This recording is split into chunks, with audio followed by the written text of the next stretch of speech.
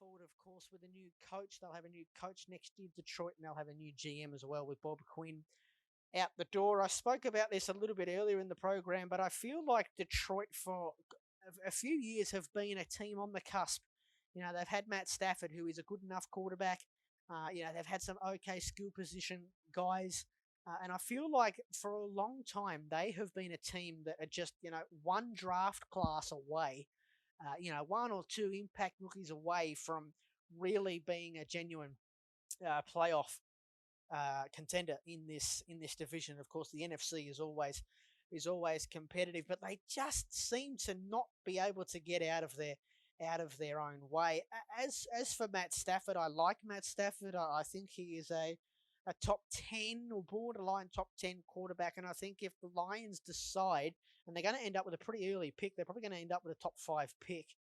I suspect if they don't win too many games from here on out, which I don't think they will, I suspect that they may take a quarterback and move on. I think it depends, what pick they have, and it depends who's interested in getting Matt Stafford. I think there's a lot of teams that are sort of, they have reasonable rosters, but maybe don't have, a good quarterback. I think Matt Stafford would be an upgrade for some teams, and they've been a team for so long, Detroit, where you don't really know going into each season what they're going to do.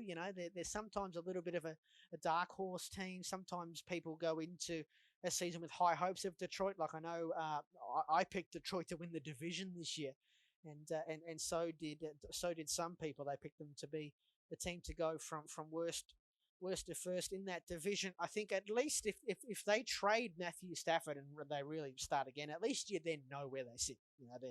They're going through a rebuild, and of course you're going to have a new coach and a new GM who, of course, didn't draft Matt Stafford, who's been there for over 10 years now, and I think he's only 32, 33.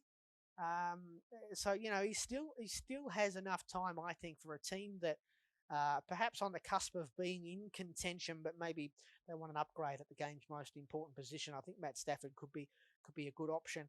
If I were Detroit, I would trade him. I like Matt Stafford, and like I say, I still think that if they can just get a couple of things right, then you can see them improve really quickly. I don't think they're your typical sort of bottoming out sort of team, like sort of Miami have been, like the Jets are, like the Cleveland were for a long time.